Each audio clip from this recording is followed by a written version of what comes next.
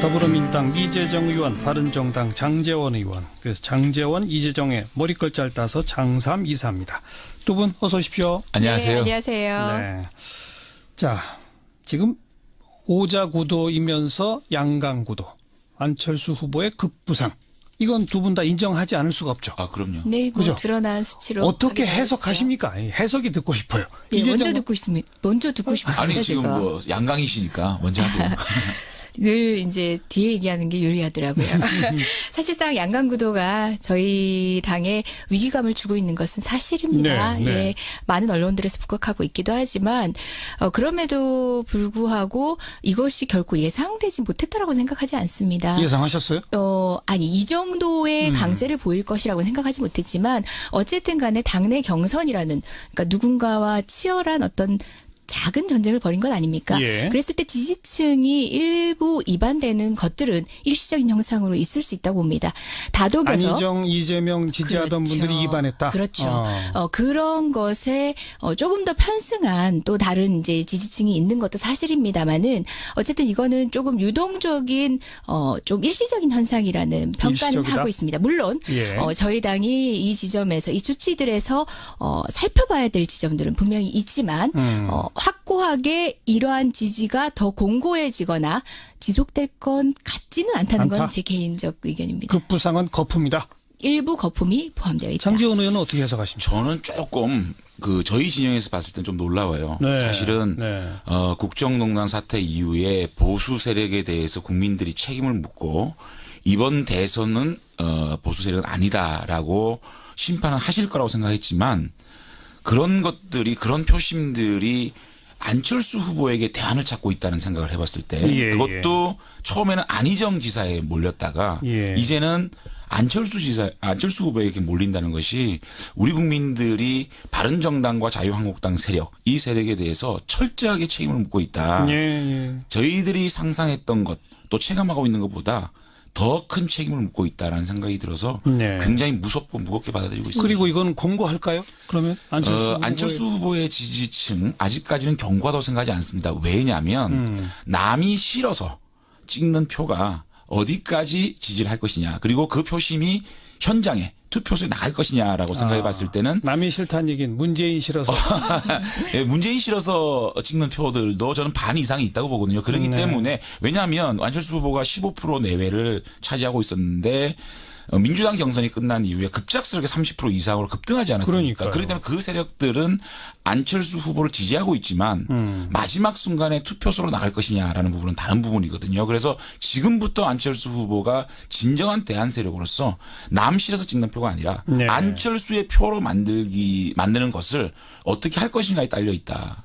예, 그 조금- 공간에서 유승민 후보에게도 찬스는 올 수도 있다는 기회가 생각을 올 수도 해봅니다. 있다. 예. 저 조금만 보완을 해보면 지금 의원님 하신 분석에도 충분히 전 동의가 가고요. 그러니까 이견이라기보다는 조금 비슷한 보완을 목소리 하면요. 같은데요? 예, 안철수 후보를 지지하는 지지 기반의 상반성에 기인하는 측면이 있어요. 그러니까 안 후보가 어떤 방식으로 앞으로 처세할 것인가에 따라서는 선거운동 전략을 짤 것인가에 따라서 달라질 수 있는 부분이 뭐냐면은 안 후보는 민주당과 결국은 갈라서던 상황에서는 호남 지지 기반을 바탕으로 했습니다. 호남이 예, 예. 물론 이제 특정 이념으로 묶을 수 있는 지역은 아니다 손치더라도 우리나라 현대사 근현대사에 있어서는 역사적 기반을 가지고 있습니다.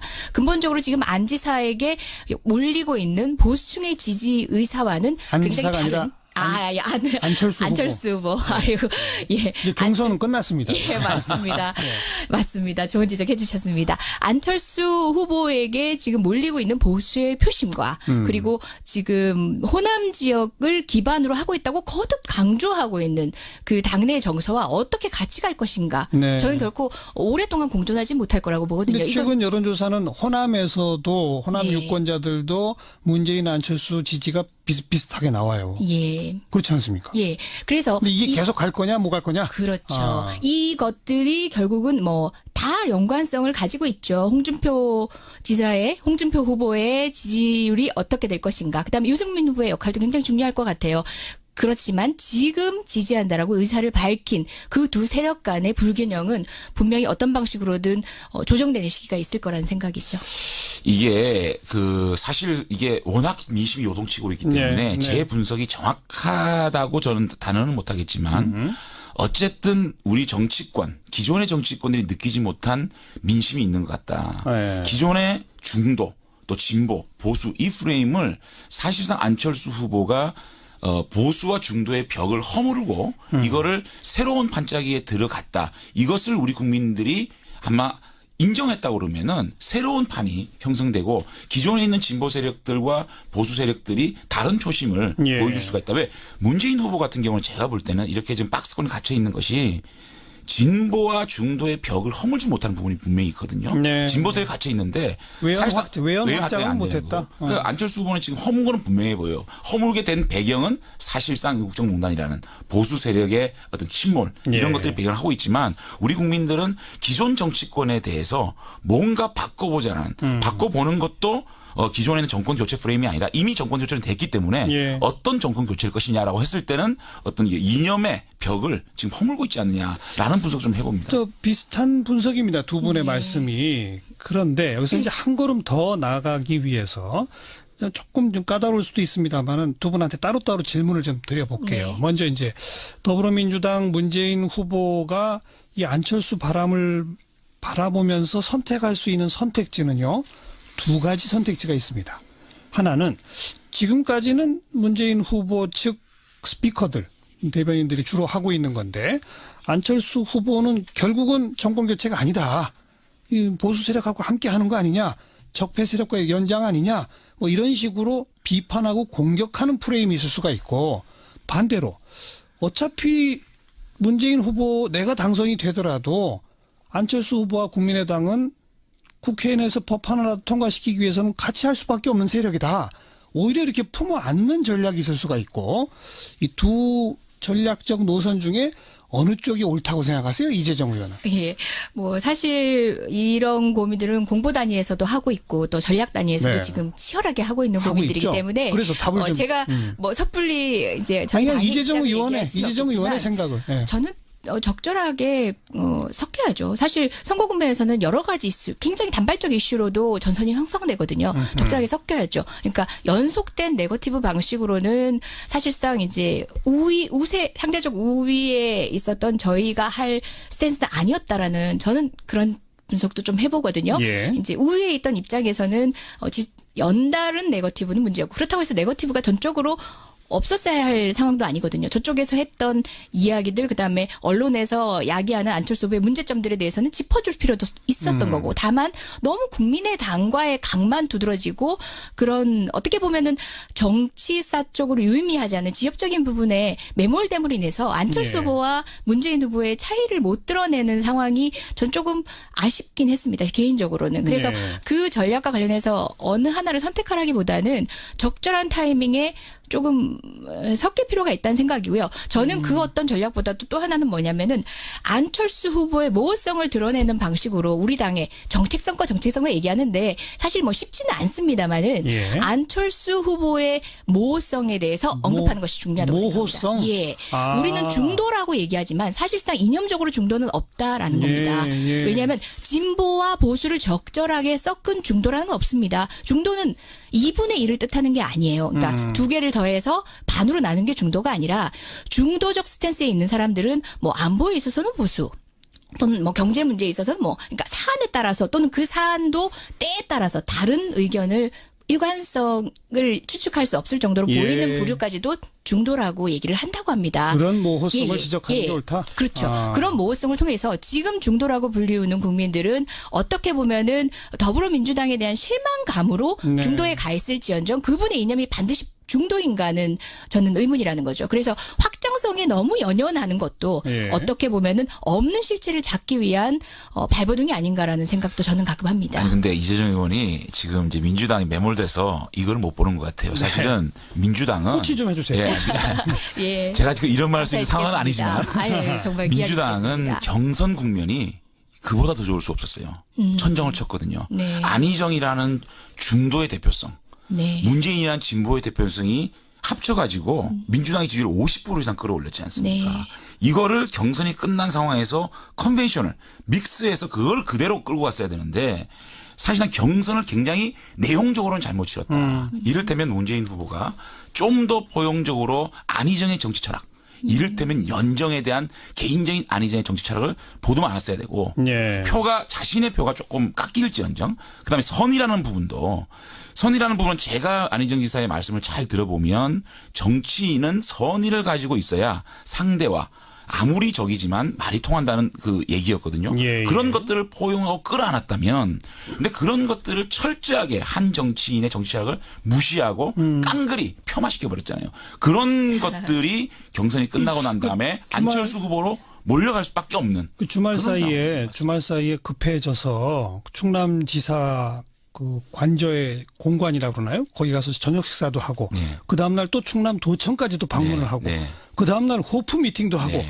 그렇게 하고 계시던데 효과가 이미 없어졌다. 아니요. 근데 그게 안희정 지사와 문재인 후보 간에는 풀렸을 거예요. 네. 정말 이건 하나가 돼야 되겠다 생각하지만 지지층들의 마음은 녹여내지 못하고 있다. 네. 이렇게 보는 거죠. 이 지적 어떻게 네, 보세요? 저는 일부는 동의하고 일부는 또 이견인 게요. 이제 결론적으로 마지막에 지지층들의 마음을 어루만지고 돌려세우지 못했다, 컨벤션 효과를 누리지 못했다라는 것은 뭐 절대적 공감입니다.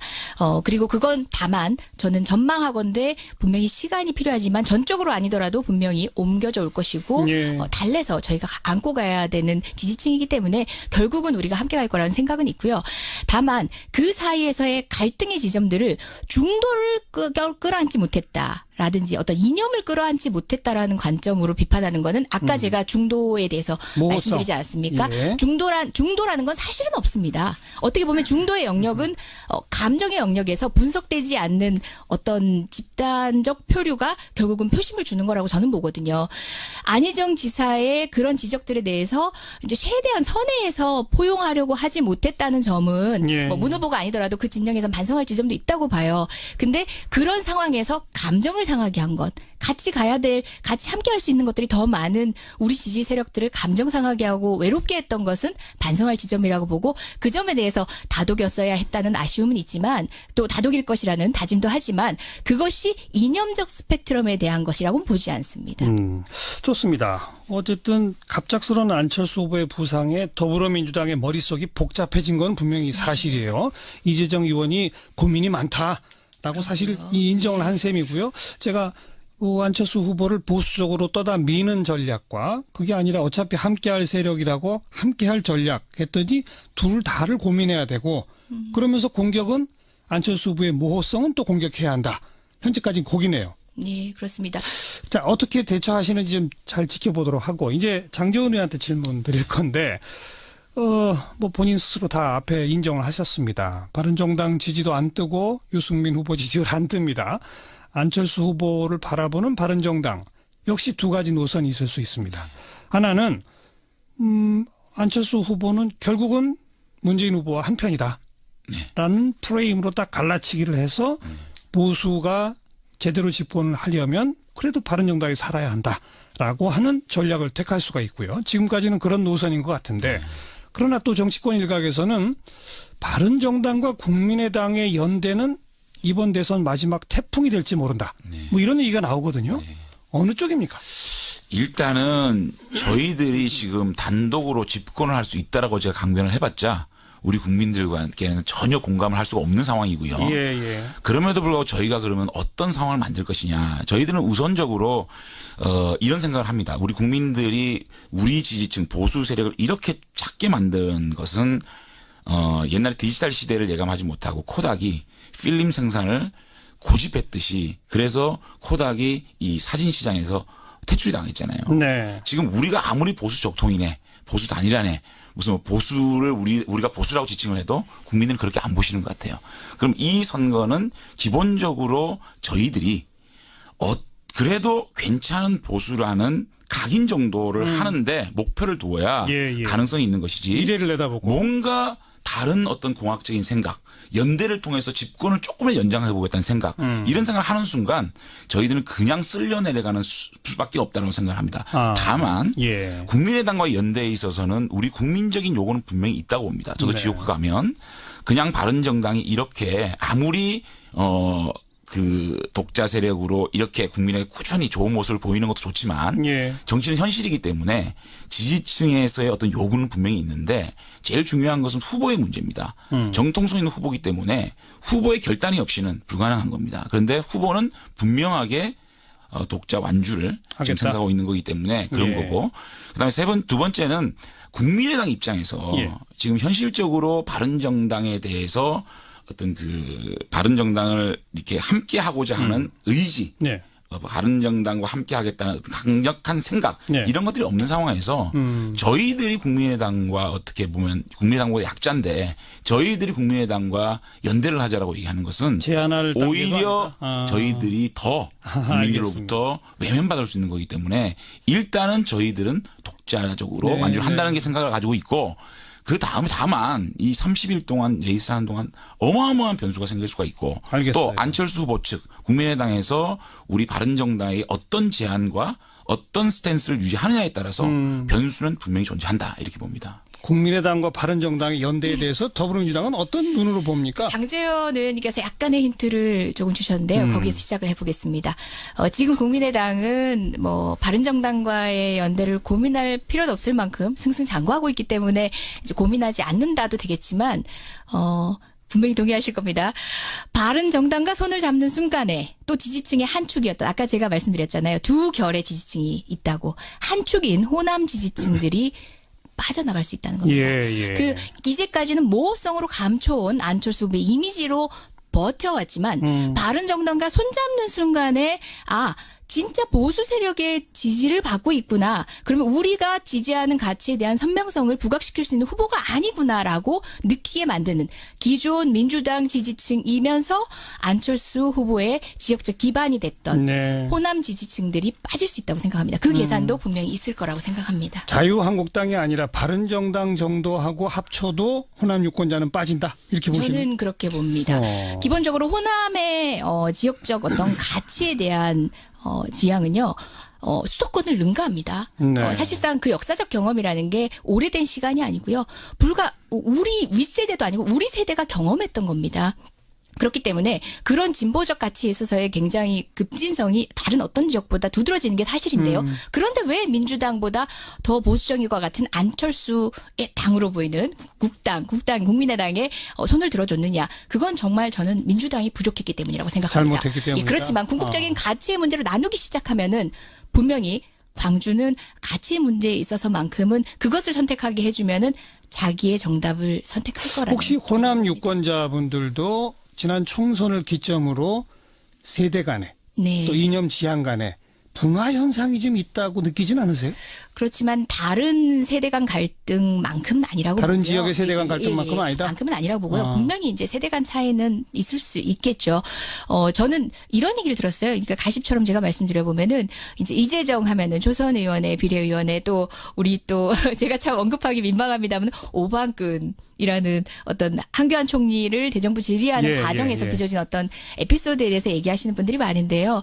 그 가운데서 소위 말하는 뭐 싸가지 정치론을 빌미로 해서 수도권에서는 호불호가 갈립니다. 네. 저희 당 지지층에서도.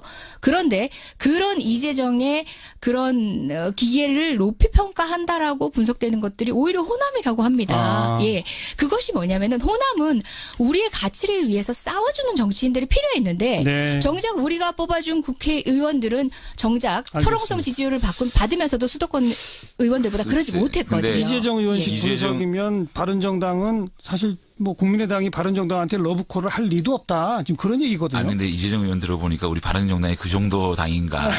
우리 바른정당하고 국민의당이 손을 합치면 호남 유권자들이 외면할 것이다. 진보진이 완전 외면할 것이라고 생각하시는데 저는 그렇게 보지 않아요. 왜냐하면 바른정당이 짧지만 3개월 동안 탄핵 정부에서 보여준 모습은 사실상 지금의 그 더불어민주당 지지하시는 분들도 바른정당에는 그렇게 거부감이 있다고 보지 않습니다.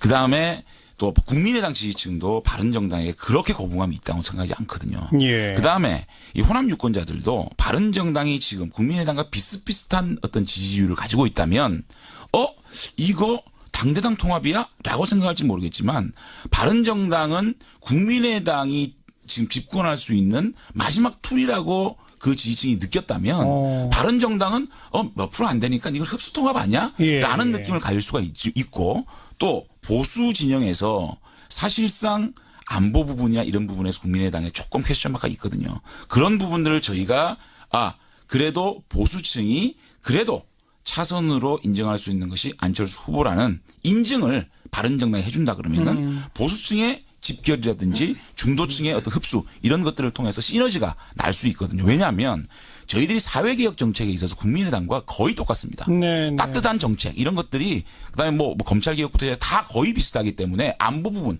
사드 문제라든 몇 가지 부분 외에는 거의 같기 때문에 그 부분에 있어서 이제 사드도 안철수 후보랑 그러게요. 같아졌잖아요. 그래서 예. 사실상 정책적으로 이것이 거의 비슷한 노선을 가고 있기 때문에 이런 단일화에 대한 거부감 이런 것들이 상대적으로 생각보다는 적을 수 있다. 저는 생각하기 때문에 예. 결국은 안철수 후보가 어떻게 현재의 자기 지지층을 설득하느냐는 문제가 달려 있지. 그 바른정당을 손잡았다 그래서 이재명 의원님 말씀하시듯이 쫙 안철수 지지층이 빠져나간다. 저는 그렇게 보지 않습니다. 저는 뭐 바른정당이 탄핵 공명에서 하셨던 역할에 대해서 충분히 존중하고 저희 지지층들이 굉장히 얼마나 우리 장제원 의원님 청문회 당시 얼마나 활약을 해주셨어요. 스타죠, 예. 스타. 저희 당 지지층들이 더 이제 열을 좋아할 다해서 정도로. 좋아하셨습니다. 그렇다고 저 안 뽑습니다. 바로 그 지점입니다. 방금 얘기하신 바로 그 지점입니다. 바른 정당의 그 역할에 대해서 존중하는 것과 그 바른 정당이라는 그 상징적인 정당과 국민의당이 통합했을 때 국민의당에서 갖게 되는 이미지는 또 다른 겁니다. 정치적 국면은 한 번의 인식이 끝까지 가지 않습니다. 예. 그 국면에서 그 당을 바라보는 그런 인식이 각각이 다릅니다. 어떤 국면에서 바라보는지에 따라서 통합 국면으로 간다면 정말 당대당 통합으로 간다면 그때 바른정당의 인식은 또 다를 겁니다. 저는 오히려 바랍니다. 바른정당과 국민의당이 사실상 말씀하신 바대로 정책이 다르지 않습니다. 그러면 차라리 그 부분에 있어서 서로 확인을 해보시고 그런 정치 세력들은 같이 가는 것도 맞다고 봅니다. 예. 그러면서 그런 정책적 선면성을 바탕으로 어떻게 보면은 그냥 더불어민주당에 실망했던 시민들이 어떻게 보면 그래도 내가 추구하는 정강 정책은 더불어민주당이 더 맞겠구나 하고 찾아갈 수 있게끔 덜 서운하게 해드리는 전략을 저희가 만들었어야 한다. 그런 근데요, 후회와 다짐을 해봅니다. 이재명 의원님, 그 만약에 바른정당하고 국민의당, 그러니까 가능성은 별로 없습니다만 네. 합쳤을 때 바른정당과 국민의당이 합쳤다 그래서 그 실망하는 지지층이 문재인 대표 후보한테 갈까요? 저는 그렇지 않다고 보거든요. 아하. 지금 안철수 후보에 집결되어 있는 35%의 7%이 세력들은 바른정당과 국민의당 합쳤다 그래서 그 실망감 때문에 문재인 후보는 안 갑니다. 그렇기 때문에 네. 저는 아예 안 찍으면 안 찍었지 그렇죠. 안 간다. 안 찍으면 안 찍. 최소한 이 안철수 후보의 현재의 지지를 빼먹지는 않을 거다. 그 이후의 부분은 우리가 조금 더 민심을 세심하게 살펴볼 필요가 있다는 생각을 합니다. 저는 이제 어느 방향으로도 단언할 수 없다고 봅니다. 예. 문재인에게 안 간다라고도 단언할 수 없다고 보고요. 그렇다고 해서 그 이반되는 민심이 더불어민주당을 향할 것이다라고도 단언할 수 없습니다. 다만 그 가능성이 조금이라도 있다면 우리가 어떤 전략을 통해서 그 민심을 끌어오는지에 대해서 고민할 지점인 거죠. 예, 그렇게 단언하시는 것도 아니겠다. 아니 저는 또 흥미로운 게 이재정 의원, 장제원 의원 두 분 의원의 생각대로라면 더불어민주당은 국민의당 안철수 바른정당하고 함께 해라. 우리한테 나쁠 거 없다. 이렇게 주장하시는 거잖아요. 저는 우리에게 나쁠 게 없다가 아니라 우리 정치사에서 차라리 그런 발전이 있었으면 좋겠다는 생각입니다. 아무튼요. 저는 그러니까 그걸 이제 발전이라고 네. 표현하셨습니다만 네. 그렇게 한다고 해서 우리한테 크게 위협이나 나쁠 게 없다. 오히려 안철수 후보 지지가 빠질 것이 더 보인다. 이렇게 말씀하신 거고. 최소한 박빙의 승부라도 그런 방식의 승부를 통해서 집권을 한다면 대한민국의 미래는 더 밝다고 봅니다. 바라시는 바고 장제원 네. 의원도 그러니까 당대당 통합까지는 아니지만 안철수 후보가 마지막 박빙 승부에서 좋아 바른정당의 손을 딱 잡고 내가 한번 이겨보겠어. 라면 효과가 있을 수도 있다라고 보시는 거죠. 제 말씀이 예. 우리 청취자들이 듣기 좀 오해할 수 있는 소지가 있을 것 같은데 저희들이 그렇게 강력하게 국민의당과 후보 단일을 하겠다는 생각이 있는 게 아니고요. 아니라는 건 아까 말씀하셨죠. 예, 어쨌든 간에 저희들은 사실 저희도 고민이 지점이 있는 거예요. 만약에 후보 연대를 했을 경우에 정직하게 얘기하면 저희 지지층 내에 박지원 대표, 현재 국민의당의 대표에 대한 거부감은 있는 게 분명하거든요. 예. 그렇다면 이것이 오히려 바른정당이 그나마 지금 이렇게 바로 가고 나중을 기약할 수 있는 그런 정치 세력으로서 또 하나의 또 흔들림이 있지 않을까라는 고민의 지점은 있거든요. 네, 네. 그래서 이런 부분들은 조금 더 시간을 가지고 민심을 좀 소상하게 세심하게 살펴야 될 부분이라고 생각이 합니다. 아무튼 이런 게 이제 이번 한 달 남은 대선의 중요 변곡점들이 될 것이다. 두 분 의원의 의견을 가지고 청취자분도 한번 생각해 보십시오.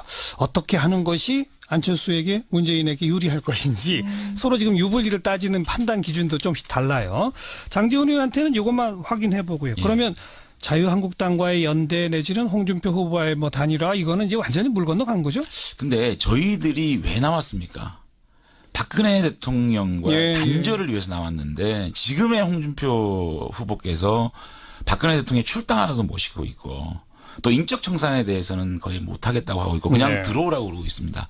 저희들이 그렇게 하려고 나온 거 아니겠지 않겠습니까? 지금 상황으로는 사실상 좀 힘들어졌다. 저는 이렇게 좀 생각이 듭니다. 조원진 의원은 새누리당으로 가서 거기 또 대선 후보가 되실 것 같던데요. 그래서 이제 홍준표 후보께서 이제 이렇게 말씀하셨잖아요. 조원진 의원이 탈당을 했기 때문에 마지막 남은 친박이 없어졌다고 말씀하시는 부분에 예. 공감이 아마 국민들께서 안 하실 거예요. 어때요? 자유한국당하고 네. 바른정당 쪽의 움직임은 어떻게 보고 계세요? 더불어민주당은. 그 질문과 뭐 다른 답변이 될지 모르겠는데 저는 이제 제가 저희 당에 그러니까 전략적 고민을 하는 입장에서는 진짜 솔직하게 말씀을 드려보면 홍준표 지사가 나름의 선전을 해야 그러니까 그런 고민 하지 않겠습니까? 버텨줘야 예, 우리가 예. 이긴다. 버텨줘야 하지 않는가 뭐 이런 생각도 산술적으로만 이렇게 표계산을 해보면 그런 네. 고민도 할 것 같습니다. 예, 예. 근데 개인 정치인 이제적으로서는 저는 정말 바른정당 같은 보수 또는 국민의당이 스스로 보수라는 것을 차라리 밝히고 어떤 정치적 지향을 보여주고 국민의 선택을 받는 그런 선거가 되었으면 좋겠다. 아직은 제가 초선이라서 이렇게 솔직한 말을 예. 하게 되는지도 모르겠습니다. 홍준표 후보께 너무 아쉬운 점이 많아요. 이번에 경선을 통과하면서 과감하게 박근혜 대통령 전 대통령의 지지층을 결별하고 새로운 보수 진영의 진영을 넓혀나가는 새로운 보수의 참 그 첫 번째 아들이 되겠다고 생각하고 좀 행동을 하시고 예. 그다음에 홍준표 후보는 사실상 너무너무 못 살아서 정말 밑바닥에서 오늘까지 올라온 그 인생의 스토리가 있는 부분이잖아요. 그런 것들을 부각하면서 정말 대한민국의 한국의 꿈을 이루는 그런 대통령이 되겠다고 딱 말씀하시면서 묵직하게 갔다면 자유한국당도 보수의 새로운 가치를 만들 수 있는 정당이었다면 저희가 힘을 합쳐서 그나마 지금 괴멸돼가는 보수를 새로 참 올려올 수 있었는데 예. 그 마지막 남은 지지층의 따뜻함에 좀 빠지시는 모습이 참으로 안타깝습니다. 이제라도 하면 됩니까? 그런 모습을 전향적인 모습을 좀 보여줬으면 좋겠다는 생각을 합니다. 뭐 전략적으로야 홍준표 그 후보가 조금 더 이제 힘을 냈으면 좋겠다 이런 말을 해야 마땅하겠지만 사실 지금 어떤 스탠스를 취하느냐가 국민의 판단에 이제 바탕이 되는 게 아니라요. 그분이 어떤 정치적 역정을 거쳐오셨는가. 네. 그 역사를 국민들이 알고 있거든요. 단순히 그냥 그 무거움을 이 선거 국면에서 어떤 전략적 선택의 잘못으로 보시는 장제원 의원님의 견해는 조금 다르긴 합니다. 자, 지금 이제 오자구도 그 사이에 양강 앞으로 어떤 움직임들이 있을 것인지 전략적 논의를 좀 해봤고요. 시간 그리 많지 않기 때문에 양강 구도가 되면서 또 언론지상에 갑자기 많이 등장하는 게 네거티브가 너무 많아지는 거 아니냐 갑자기 이런 우려들이 나오고 있지 않습니까? 이런 선거전의 양상은 어떻게 보시는지 앞으로 어떻게 돼가야 할 거라고 보시는지 장제원 의원. 이렇게 짧은 시간 동안 이제 네거티브로 세월을 보낸다는 게 참 국민들에게 너무 깜깜이 선거를 하는 거라서 안타까워요. 안타깝지만 지금이라도 불거진 얘기들 이런 것들은 뭐 안철수 후보건 문재인 후보건 간에 오늘 또 문재인 후보 같은 경우에는 아들 입사 특혜 의혹 이런 부분에서 또 오늘 새로운 또 문건이 발견돼 가지고 또 질문이 또 문재인 후보에 넘어갔잖아요. 그래서 빨리 밝힐 거는 빨리빨리 밝혀서 정책으로 국민들께 다가가는 것이 중요하지 않겠는 생각을 해봅니다. 어떻게 보세요? 뭐 검증의 한 방식으로 이제 오가는 공방에 적절한 수위까지는 그걸 네거티브라고 해서 배제할 수는 없다고 봅니다. 어쨌든 공인이 되는 이상 여러 국면에서 검증받을 필요는 있으니까요. 다만 뭐 정병국 전 대표가 뭐 3D, 3D 가지고 또 색깔론 유사의 뭐 언급을 한다든지 정말 어떻게 보면은 국민이 이것을 이게 검증인가라고 싶을 정도로 국민이 짜증나실 정도의 그런 네거티브는 사실 지양해야 되는 게 아닌가 싶습니다. 더불어민주당도 안철수 후보와 그 부인에 대해서 집요하게 공격을 저는 계속 검증의 수준의 후보자에 대한 적절한 입장 표명을 요구하는 것은 필요한 일이라는 얘기를 모두에 말씀드렸습니다. 아니 근데 그 제가 안 하려 그랬는데 네. 정병국 대표의 그런 조금 그런 말씀을 또 공개를 하시니까 일례를 든 겁니다. 일례. 오늘 그 특혜 채용 문제 가지고 아드님 네. 그 새로운 문건이 나왔잖아요. 들으셨죠? 거기에 문재인 후보의 아들이 필기시험 5급 이상 필기시험을 명시하게 돼 있습니다. 근데 필기시험을 거치지 않았고 또 채용 시기가 굉장히 짧았다라는 어떤 그런 예. 팩트가 이건 이제 문서로 드러났잖아요. 하태경 의원이 예. 확보했다고 예. 기자회견에서 밝힌 그렇습니다. 어떤 문서에 대한 예. 겁니다. 제가 그런 부분에 보완 있어서는 설명드리고요. 그 네거티브가 아니거든요. 이거는 정말 검증이기 때문에 그 문건을 받아보시고 그 문건에 대한 답은 빨리 하시는 게 좋지 않을까 생각이 아니 듭니다. 거듭 어떤 이제 요구하신 내용에 대해서는 거듭 국민 앞에 밝혀야 되는 건 마땅한 거고요. 이제 그 방식에 대해서 반복되는 방식으로 이제 검증이 완료됐다고 생각하는 반복이 아니고 문제까지도 반복이 아니고 지금까지 나타났던 그 문건은요. 5월달 문건이고요. 최종 보고서가 오늘 새롭게 드러났어요. 하태경 의원이 오늘 정론관에서 지금 기자를 했거든요. 그거는 캠프에다 정식으로 문재인 후보 캠프에 진리를 했으니까 그거는 답변을 하셔야 돼요. 저희가 아마 이제 입장을 밝혔을 것 같은데요. 아니요, 아직 안 나왔습니다. 사실상 후보자와 관련된 적절한 문제 제기에 대해서 뭐 일방적으로 뭐 네거티브다라고 매도하고 싶은 생각은 없습니다. 그 부분에 있어서는 적절하게 말씀을 드리지만 예. 이미 문재인 후보는 이번에 처음 나타나는 검증되지 않은 대선 후보가 아니라 여러 차례 검증 공방에서 여러 차례 해명한 바가 있습니다. 좋은데 새로운 문건이 나왔으니까 예, 문건이라고 그거를 얘기하지만 무조건 사실상- 여러 번 나왔다 얘기하는 거는 그거는 피하는 거고요. 아니, 고마에 이렇게 돼서는 안 됩니다. 아유, 네. 물론이죠. 네. 그렇지만 얼마나 유의미한 문제제기인가를 가려가면서 대응하는 것이 바로 국민들에게 그렇죠. 잡음이나 소음으로 들리지 않게 하는 방법이라는 밝히면 말씀입니다. 그 네거티브가 갑자기 너무 늘어나고 있다라고 하는 선거 국면에 대해서 두 분께 질문을 드릴 때 제가 잠깐 착각했네요. 두 분이 정치평론가라면 제가 예상했던 답변이 있었는데 그게 아니군요. 두 분이 국회의원이시다 보니까 원론은 피시지만 또 문제제기 할 건 또 하시고 그렇죠. 서로 공격들을 하시다 보니까 제가 네거티브가 너무 많은 거 아니냐라고 질문 드린 것 자체가 좀 머쓱해지는 그런 상황이었는데요.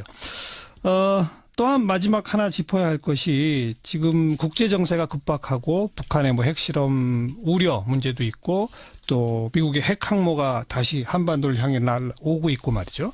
이런 어떤 복잡한 양상, 이 안보 이슈 또 한반도 정세가 뭐 지금 미국이 선제 타격해서 전쟁이 날지도 모른다라는 얘기가 외국에서 국내로 막 들어오고 있는 이런 상황에 대선 주자들도 조금 뭔가 역할을 해야 되는 거 아니냐 이런 지적들이 있습니다.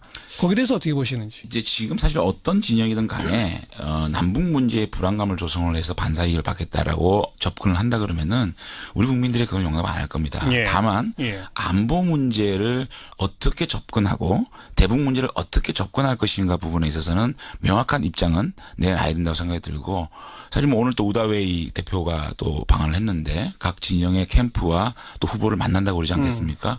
물론 우다웨이 대표가 각 후보의 차기 대통령이 어떤 대중 정책을 갖고 있느냐에 대한 생각을 하겠지만 또 이 자리를 통해서 시진핑과 트럼프의 어떤 그 회담에 대한 내용들을 좀 듣고 중국의 입장에서 또 한국에 마케팅하는 이런 그렇죠. 그런 것도 어떤 있죠. 그런 걸로 활용을 했을 때 예. 우리 후보들이 어떻게 대응하느냐 예. 이런 것도 아마 국민들이 자세히 보시면 그 후보들의 어떤 그 외교 정책에 대한 또 안보 정책에 대한 역량을 또 테스트할 수 있지 않을까 생각이 듭니다. 뭐 또 같은 듯 다른 얘기를 해야 될 것 같은데요.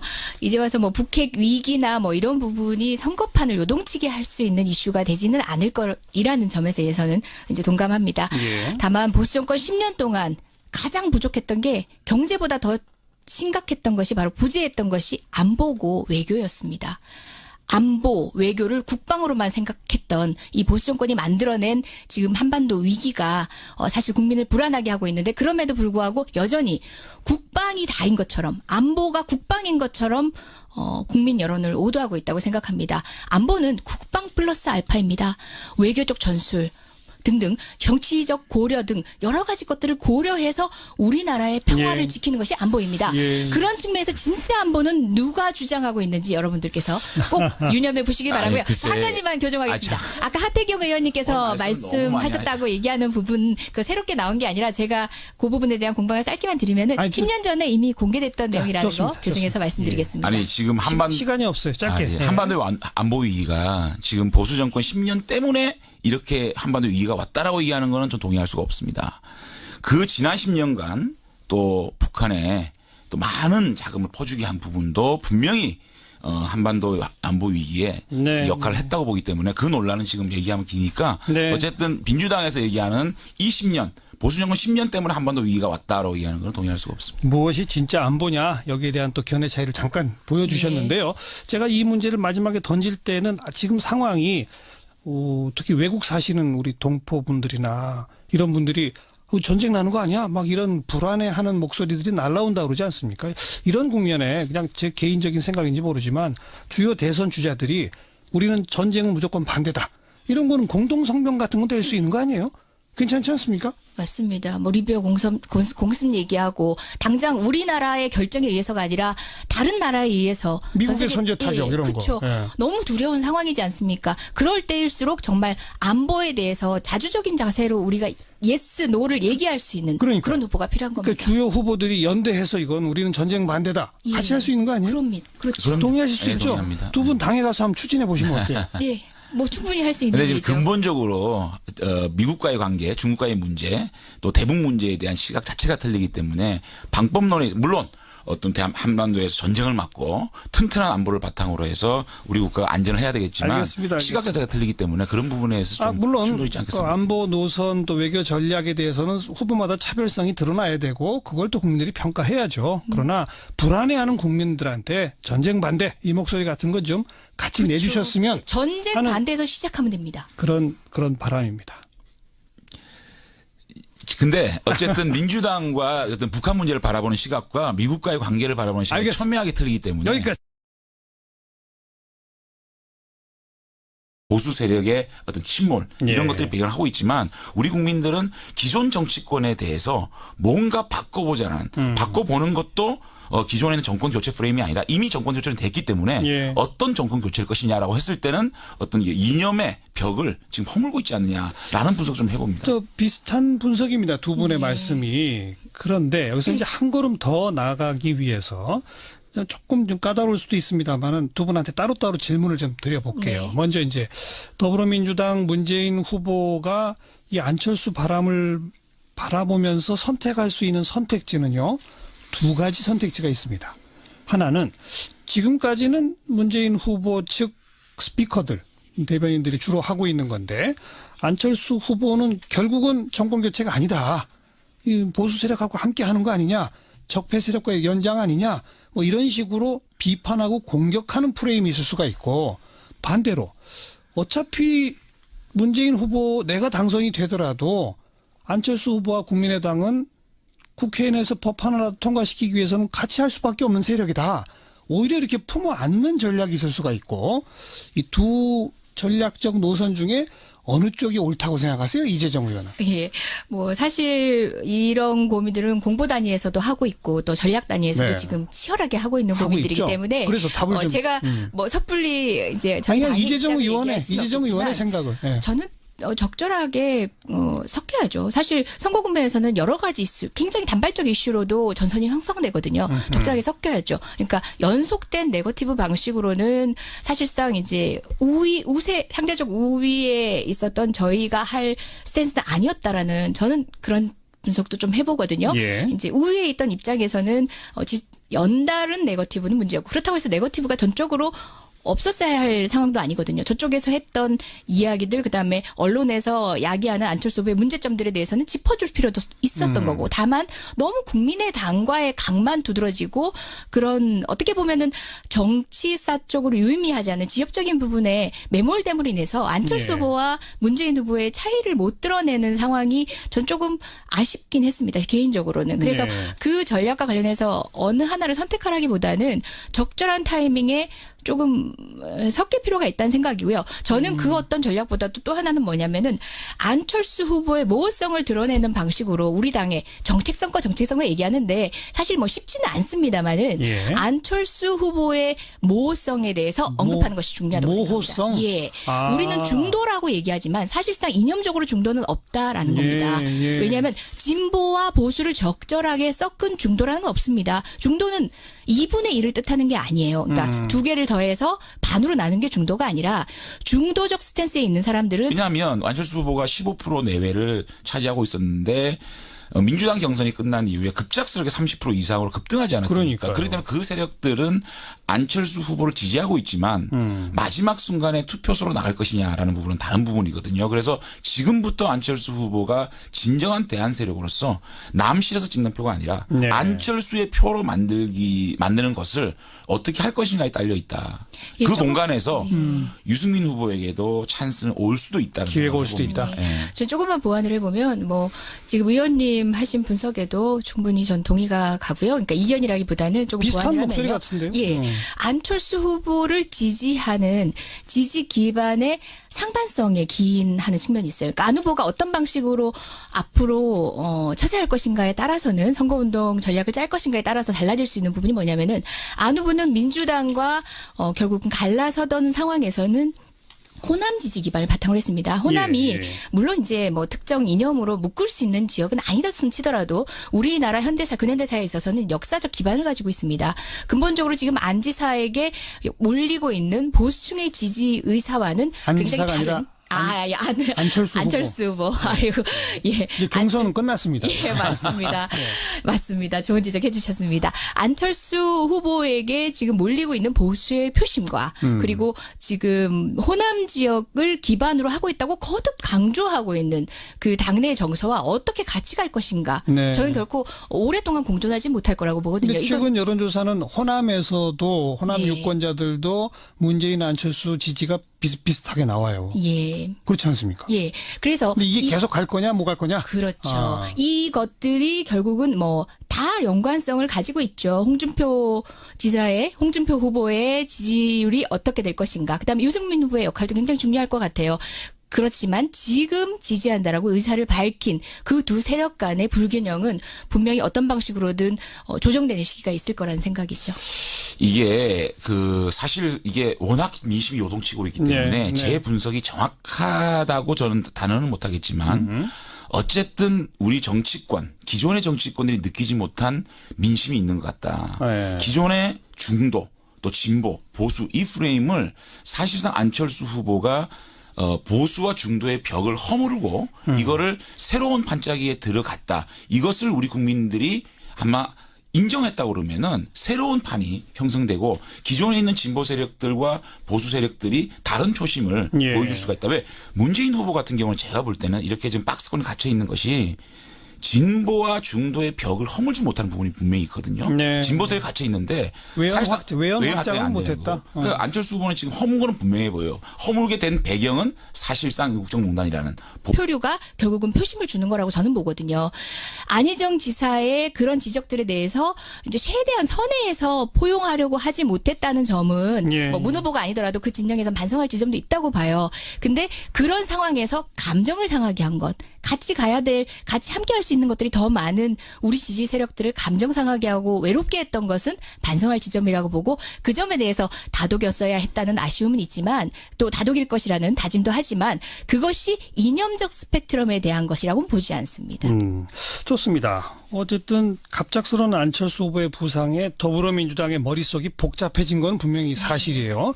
이재정 의원이 고민이 많다라고 사실 인정을 한 셈이고요. 제가 안철수 후보를 보수적으로 떠다 미는 전략과 그게 아니라 어차피 함께할 세력이라고 함께할 전략 했더니 둘 다를 고민해야 되고 그러면서 공격은 안철수 후보의 모호성은 또 공격해야 한다. 현재까지는 거기네요. 네, 그렇습니다. 자, 어떻게 대처하시는지 좀 잘 지켜보도록 하고 이제 장재원 의원한테 질문 드릴 건데 뭐 본인 스스로 다 앞에 인정을 하셨습니다. 바른정당 지지도 안 뜨고 유승민 후보 지지율 안 뜹니다. 안철수 후보를 바라보는 바른정당 역시 두 가지 노선이 있을 수 있습니다. 하나는 안철수 후보는 결국은 문재인 후보와 한편이다.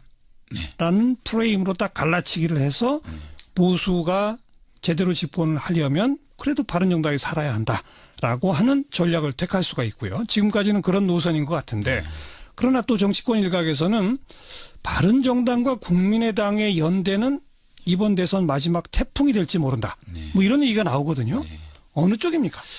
일단은 저희들이 지금 단독으로 집권을 할 수 있다라고 제가 강변을 해봤자 우리 국민들과는 전혀 공감을 할 수가 없는 상황이고요. 예. 그럼에도 불구하고 저희가 그러면 어떤 상황을 만들 것이냐. 저희들은 우선적으로 이런 생각을 합니다. 우리 국민들이 우리 지지층 보수 세력을 이렇게 작게 만든 것은 옛날에 디지털 시대를 예감하지 못하고 코닥이 필름 생산을 고집했듯이 그래서 코닥이 이 사진 시장에서 퇴출이 당했잖아요. 네. 지금 우리가 아무리 보수 적통이네, 보수 단일화네, 무슨 보수를 우리가 보수라고 지칭을 해도 국민들은 그렇게 안 보시는 것 같아요. 그럼 이 선거는 기본적으로 저희들이 그래도 괜찮은 보수라는 각인 정도를 하는데 목표를 두어야 가능성이 있는 것이지. 미래를 내다보고. 뭔가 다른 어떤 공학적인 생각, 연대를 통해서 집권을 조금은 연장해 보겠다는 생각, 이런 생각을 하는 순간 저희들은 그냥 쓸려 내려가는 수밖에 없다고 생각을 합니다. 다만 국민의당과 연대에 있어서는 우리 국민적인 요구는 분명히 있다고 봅니다. 저도 지역구 가면 그냥 바른정당이 이렇게 아무리 뭐 안보에 있어서는 보수. 또는 뭐 경제 문제에 있어서는 그러니까 사안에 따라서 또는 그 사안도 때에 따라서 다른 의견을 일관성을 추측할 수 없을 정도로 보이는 부류까지도 중도라고 얘기를 한다고 합니다. 그런 모호성을 지적하는 게 옳다? 그렇죠. 그런 모호성을 통해서 지금 중도라고 불리우는 국민들은 어떻게 보면은 더불어민주당에 대한 실망감으로 중도에 가 있을지언정 그분의 이념이 반드시 중도인가는 저는 의문이라는 거죠. 그래서 확장성에 너무 연연하는 것도 어떻게 보면은 없는 실체를 찾기 위한 발버둥이 아닌가라는 생각도 저는 가끔 합니다. 아니 근데 이재정 의원이 지금 이제 민주당이 매몰돼서 이걸 못 보는 것 같아요. 사실은 민주당은 코치 좀 해주세요. 제가 지금 이런 말 할 수 있는 상황은 아니지만 정말 민주당은 경선 국면이 그보다 더 좋을 수 없었어요. 천정을 쳤거든요. 안희정이라는 중도의 대표성. 문재인이라는 진보의 대표성이 합쳐가지고 민주당의 지지율 50% 이상 끌어올렸지 않습니까? 이거를 경선이 끝난 상황에서 컨벤션을 믹스해서 그걸 그대로 끌고 갔어야 되는데 사실상 경선을 굉장히 내용적으로는 잘못 치렀다. 이를테면 문재인 후보가 좀 더 포용적으로 안희정의 정치 철학 이를테면 연정에 대한 개인적인 안희정의 정치 철학을 보도 않았어야 되고 자신의 표가 조금 깎일지언정 그다음에 선이라는 부분은 제가 안희정 지사의 말씀을 잘 들어보면 정치인은 선의를 가지고 있어야 상대와 아무리 적이지만 말이 통한다는 그 얘기였거든요. 그런 것들을 포용하고 끌어안았다면 근데 그런 것들을 철저하게 한 정치인의 정치 철학을 무시하고 깡그리 폄하시켜 버렸잖아요. 그런 것들이 경선이 끝나고 난 다음에 안철수 후보로 몰려갈 수밖에 없는 그 주말 사이에 급해져서 충남지사 그 관저의 공관이라고 그러나요? 거기 가서 저녁 식사도 하고 그 다음날 또 충남도청까지도 방문을 하고 그 다음날 호프 미팅도 하고 그렇게 하고 계시던데 효과가 이미 없어졌다? 아니요. 근데 그게 안희정 지사와 문재인 후보 간에는 풀렸을 거예요. 정말 이건 하나가 돼야 되겠다 생각하지만 지지층들의 마음은 녹여내지 못하고 있다. 이렇게 보는 거죠. 이 지적 어떻게 보세요? 저는 일부는 동의하고 일부는 또 이견인 게요. 이제 결론적으로 마지막에 지지층들의 마음을 어루만지고 돌려세우지 못했다. 컨벤션 효과를 누리지 못했다라는 것은 뭐 절대적 공감입니다. 그리고 그건 다만 저는 전망하건대 분명히 시간이 필요하지만 전적으로 아니더라도 분명히 옮겨져 올 것이고 달래서 저희가 안고 가야 되는 지지층이기 때문에 결국은 우리가 함께 갈 거라는 생각은 있고요. 다만 그 사이에서의 갈등의 지점들을 중도를 끌어안지 못했다라든지 어떤 이념을 끌어안지 못했다라는 관점으로 비판하는 거는 아까 제가 중도에 대해서 말씀드리지 않았습니까? 중도라는 건 사실은 없습니다. 어떻게 보면 중도의 영역은 감정의 영역에서 분석되지 않는 어떤 집단적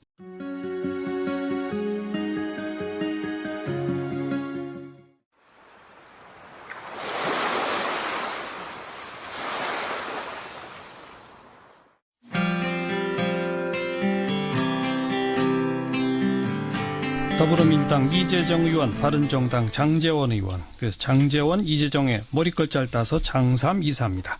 두 분 어서 오십시오. 안녕하세요. 네, 안녕하세요. 네.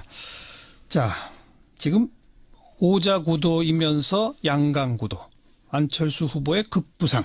이건 두 분 다 인정하지 않을 수가 없죠. 아, 그럼요. 네, 뭐 그죠? 드러난 수치로 어떻게 확인하고 해석하십니까? 이 해석이 듣고 싶어요. 있죠. 네, 이재정 먼저 듣고 싶습니다. 먼저 듣고 싶습니다. 아니, 지금 제가. 뭐 양강이시니까 먼저 하세요. 늘 이제 뒤에 얘기하는 게 유리하더라고요. 사실상 양강구도가 저희 당에 위기감을 주고 있는 것은 사실입니다. 네, 네. 예, 많은 언론들에서 부각하고 있기도 하지만 그럼에도 불구하고 이것이 결코 예상되지 못했다라고 생각하지 않습니다. 예상하셨어요? 아니 이 정도의 강세를 보일 것이라고 생각하지 못했지만 어쨌든 간에 당내 경선이라는 그러니까 누군가와 치열한 어떤 작은 전쟁을 벌인 것 아닙니까? 예. 그랬을 때 지지층이 일부 이반되는 것들은 일시적인 형상으로 있을 수 있다고 봅니다. 다독여서 안희정, 이재명 지지하던 그렇죠. 분들이 이반했다. 그렇죠.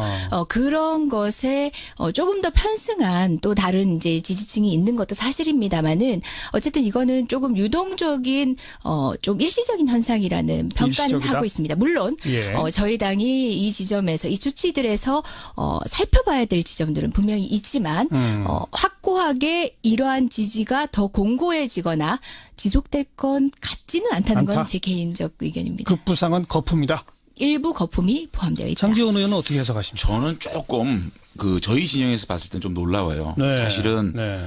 국정농단 사태 이후에 보수 세력에 대해서 국민들이 책임을 묻고 이번 대선은 보수 세력은 아니다라고 심판을 하실 거라고 생각했지만 그런 것들이 그런 표심들이 안철수 후보에게 대안을 찾고 있다는 생각을 해봤을 때 예, 그것도 처음에는 안희정 지사에 몰렸다가 예. 이제는 안철수 후보에게 몰린다는 것이 우리 국민들이 바른정당과 자유한국당 세력 이 세력에 대해서 철저하게 책임을 묻고 있다. 예, 예. 저희들이 상상했던 것 또 체감하고 있는 것보다 더 큰 책임을 묻고 있다라는 생각이 들어서 네. 굉장히 무섭고 무겁게 받아들이고 있습니다. 그리고 이건 공고할까요? 그러면 안철수 후보의 지지층 아직까지는 견고하다고 생각하지 않습니다. 왜냐하면 남이 싫어서 찍는 표가 어디까지 지지를 할 것이냐 그리고 그 표심이 현장에 투표소에 나갈 것이냐라고 생각해 봤을 때는 남이 싫다는 얘기는 문재인 싫어서 문재인 싫어서 찍는 표들도 저는 반 이상이 있다고 보거든요. 그렇기 네. 때문에